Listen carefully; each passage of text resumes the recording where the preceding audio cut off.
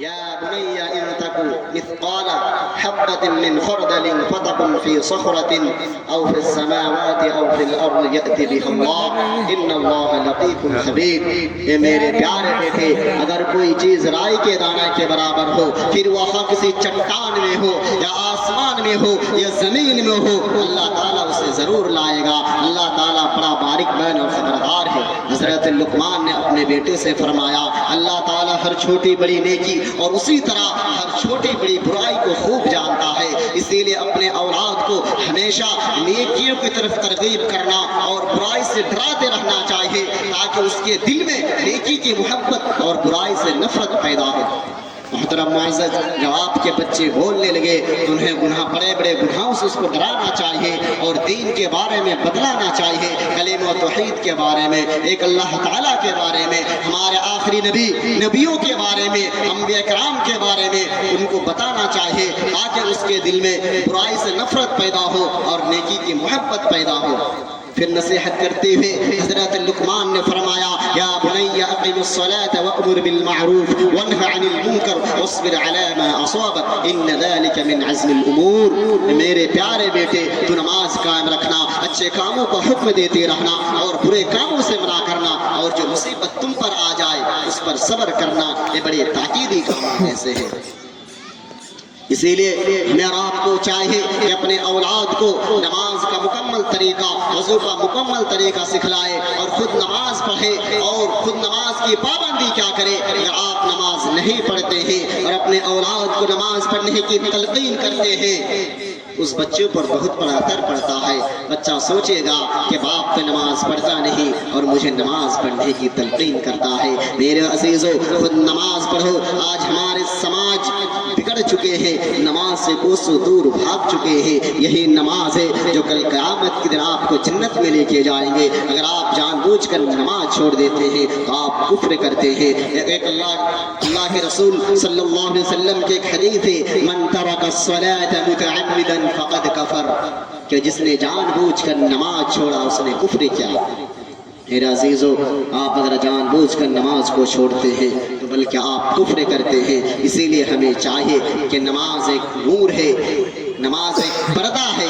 جب آپ نماز چھوڑ دیتے ہیں اس پردہ کو ختم کر دیتے ہیں. نماز ایک آڑ ہے، جب آپ نماز کو چھوڑ دیتے ہیں تو اس آڑ کو ختم کر دیتے ہیں. نماز ایک نور ہے جس کو دل کو روشنی ملتی ہے اور ٹھنڈک حاصل ہوتی ہے.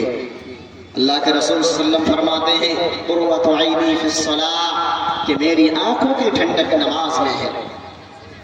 محترم معزز، جب تک آپ نماز نہیں پڑھیں گے اپنے آپ کو سدھار نہیں سکتے ہیں. اگر آپ نماز نہیں پڑھتے ہیں تو آپ جنت حاصل نہیں کر سکتے. جب تک آپ نماز نہیں پڑھیں گے تب تک آپ جنت حاصل نہیں کر سکتے.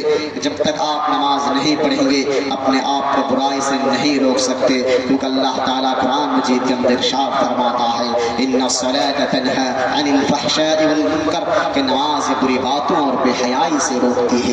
آپ اگر نماز کو چھوڑ دیتے ہیں تو بلکہ اپنے آپ کو آپ برائی سے کنٹرول نہیں کر پائیں گے، اپنے آپ کو برائی سے روک نہیں پائیں گے. میرے عزیزو، اسی لیے میں آپ لوگوں سے کہنا چاہوں گا کہ آپ نماز کو نہ چھوڑیں، نماز کو ترک نہ کریں. جب آپ نماز کو چھوڑ دیتے ہیں تو بلکہ دین کی بنیادوں کو اٹھا دیتے ہیں، دین کی بنیادوں کو ختم کر دیتے ہیں. محترم معزز، اسلام کے ارکان 5 ہیں، ان میں سے ایک نماز ہے. اگر آپ نماز کو چھوڑ دیتے ہیں تو بلکہ ایک ارکان کو آپ ختم کر دیتے ہیں. اسی لیے میں آپ لوگوں سے کہنا چاہوں گا کہ آپ نماز کو پڑھیں اور نہ چھوڑیں، بلکہ اگر آپ جنت حاصل کرنا چاہتے ہیں. نماز کون لوگ چھوڑتے ہیں؟ نماز تو وہ لوگ چھوڑتے ہیں جو اپنے آپ کو دادا سمجھتے ہیں، جو اپنے آپ کو ہٹلر سمجھتے ہیں. میرے عزیزو، یہ دادا گیری اور یہ ہٹلری کل قیامت کے دن کام آنے والے نہیں ہے. یہی نماز کل قیامت کے دن اللہ تعالیٰ سے کہیں گے، یا اللہ، یہ تیرے بندے نماز پڑھا کرتے تھے، یہ تیرے بندے نماز پڑھا کرتے تھے. یہی نماز کل قیامت کے دن اللہ تعالیٰ سے کہیں گے اگر آپ نماز چھوڑ دیتے ہیں تو پھر یہی نماز آپ کے خلاف گواہی دیں گے، آپ کے خلاف اللہ تعالیٰ سے کہیں گے یہ اللہ یہ تیرے بندے نماز نہیں پڑھتے تھے۔ میرے عزیزو، میں یہیں سے اپنے تقریر کو ختم کرتا ہوں۔ آخر میں اللہ تعالیٰ سے دعا ہے الہ العالمین ہم تمام مسلمانوں کو علم حاصل کرنے کی توفیق عطا فرما۔